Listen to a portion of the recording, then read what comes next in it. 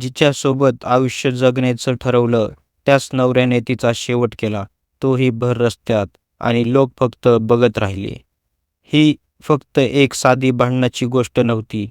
ही होती एका नात्याच्या अंताची आणि मानवतेच्या मृत्यूची.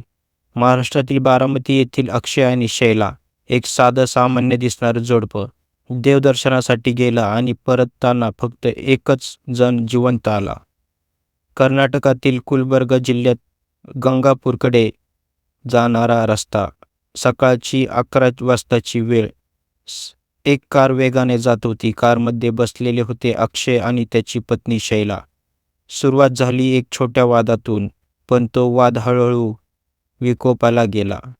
राग, संशय आणि अहंकार हे तिन्ही गोष्टी एकत्र आल्या आणि सुरू झाला नरक. अचानक अक्षयने कार रस्त्याच्या कडेला थांबवली आणि जे पुढे घडलं ते कोणालाही सहन होणारं नाही. त्याने शैलाला जबरदस्ती बाहेर ओढलं आणि तिच्यावर लाथाबुक्याचा वर्षाव केला.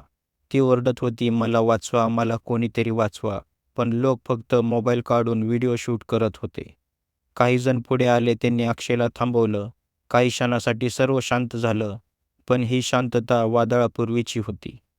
लोकांनी सोडवल्यानंतर अक्षय शांत झाल्यासारखा दिसत होता, पण त्याच्या डोळ्यात आधीच एक काळा विचार तयार झाला होता.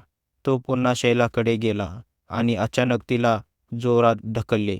त्या क्षणी रस्त्यावरून एक वेगाने येणारी कार आणि एका सेकंदात सगळं संपलं. शैलाचं आयुष्य त्या रस्त्यावरच संपलं. ज्याच्यावर विश्वास ठेवला त्याच व्यक्तीने विश्वासघात केला. आज सोशल मीडियावर हा व्हिडिओ प्रचंड व्हायरल होत आहे. लोक पाहत आहेत, चर्चा करत आहेत. पण एक प्रश्न अजूनही उरतो. त्या क्षणी जर लोकांनी व्हिडिओ काढण्याऐवजी मदत केली असती, तर कदाचित शैला आज जिवंत असती का? ही फक्त एक घटना नाही, ही एक शिकवण आहे. रागाच्या क्षणात संपूर्ण आयुष्य उद्ध्वस्त होऊ शकतं. धन्यवाद. काळजी घ्या.